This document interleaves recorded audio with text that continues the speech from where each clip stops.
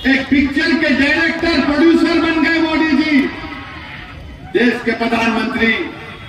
और आरएसएस से हम कहना चाह रहे हैं, सबक हासिल करो हिटलर से, सबक हासिल करो हिटलर से कि हिटलर ने कैसे यहूदियों को 70 लाख यहूदियों को खत्म कर दिया था, कैसे नफरत पैदा कर दी थी जर्मनी के जर्मनों में कि यहूदी गंदे हैं, गद्दार हैं, झूठे हैं, जर्मनी के नहीं हैं। ये राह पर कहीं वो मुल्क, हमारा मुल्क ना चला जाए। और पिक्चर देखकर लोग बोल रहे ऐसा आईसिस, अरे आईसिस ने जो वीडियो बनाया था, उस आईसिस के वीडियो में मेरी फोटो थी। पूछो गवर्नमेंट ऑफ इंडिया से, उन्होंने वीडियो को निकाला। उस फोटो में आईसिस ने कहा कि सदुद्दीन ओवैसी को खत्म कर देना चाहिए। ये अजीब मामला है, आईसिस मेरे को खत्म करना चाहती और भारत में नाथूराम गोडसे की नाजायज औलाद मेरे पे गोली चलाती। मैं दोनों के दरमियान में फंस गया, यानी मेरा हाल ऐसा हो गया कि फंस गई रजिया गुंडों में,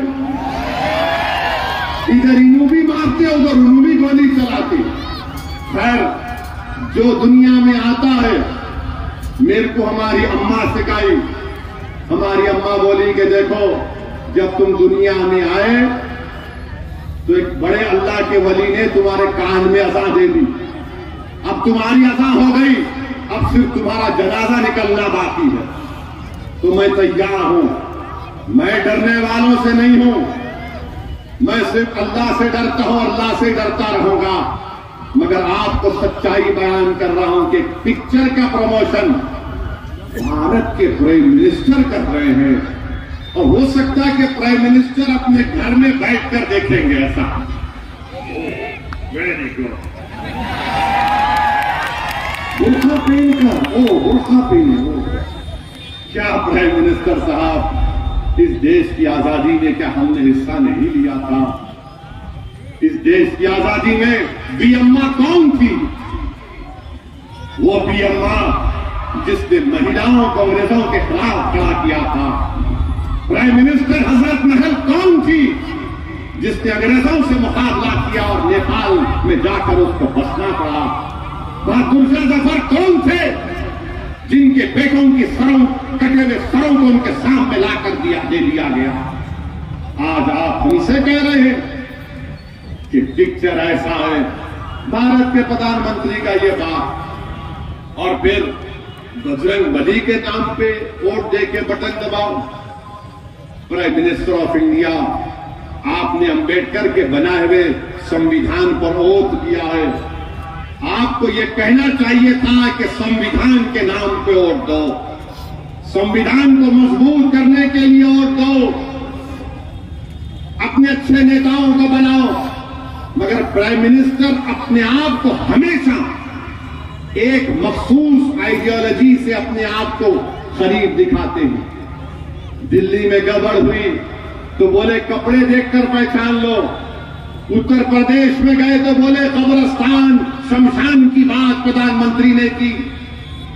ये प्रधानमंत्री का मामला, यानी अगर आप कांग्रेस को अहिंसा की पॉलिटिक्स छोड़ दिए तो सिद्धरामैया बन सकते। अब नहीं मालूम डीके खामोश बैठते नहीं बैठते, मगर अहिंसा के नाम पर उनको फायदा और हमको कुछ नहीं मिलता। यहां पर नेशनलिज्म के नाम पर जो सच्चाई पर मुबन्नी नहीं है, आरएसएस को फायदा होता। तो इसीलिए मैं आपसे अपील कर रहा हूं कि आप अपनी पार्टी के एक उम्मीदवार को एमएलए बनाइए। जब वो जाएगा कर्नाटका की असेंबली में तो आपके लिए लड़ेगा, हुबली ईस्ट के लिए लड़ेगा, गरीबों के लिए लड़ेगा। और अगर मजलिस के उम्मीदवार को आप कामयाब करेंगे, दुर्गप्पा बिदवाड़ को, तो पूरे इंडिया में, पूरे भारत में लोग जलजलाएंगे कि ये क्या कर दिया आप लोग, ये क्या कर दिया आप लोग। याद रखो, अंबेडकर को भी, बाबा साहेब अंबेडकर अगर कॉन्स्टिट्यूशन असेंबली में गए तो उसमें भी गरीब और मजलूमों की ओर से बाबा साहब जीत कर गए थे। अगर आज दुर्गप्पा भी जाएगा तो तुम गरीब और मजलूमों की दुआ और औट की वजह से जाएगा। एक तारीख आप बनाओगे नहीं बनाओगे, आप हिस्ट्री क्रिएट करेंगे, आप तारीख बनाएंगे भारत में। शायद ये मेरी जिंदगी की आखिरी तकरीर हो जाए, मगर मैं तुमको बता रहा हूं, जब तक हम जिंदा रहेंगे जालिम से मुकाबला करेंगे, जब तक हम जिंदा रहेंगे मजलूमों का साथ देंगे, जब तक अल्लाह हमको जिंदा रखेगा हम कमजोरों का साथ नहीं छोड़ेंगे, चाहे कमजोर किसी मजहब का हो। कमजोर होता है। और ये इल्जाम लगाने वाले कांग्रेस पार्टी के लोग ये जोकर है और कांग्रेस के नौकर हैं ये लोग। ये कुछ नहीं कर सकते सिवाय इल्जाम लगाने के। मेरे अजीज दोस्तों और बुजुर्गों, मेरी आपसे एक ही अपील है कि आज आप कोई फैसला कर लीजिए कि 10 तारीख को कुछ भी नहीं, सिर्फ बटन के निशान पर बटन दबाया जाएगा। अरे याद रखो।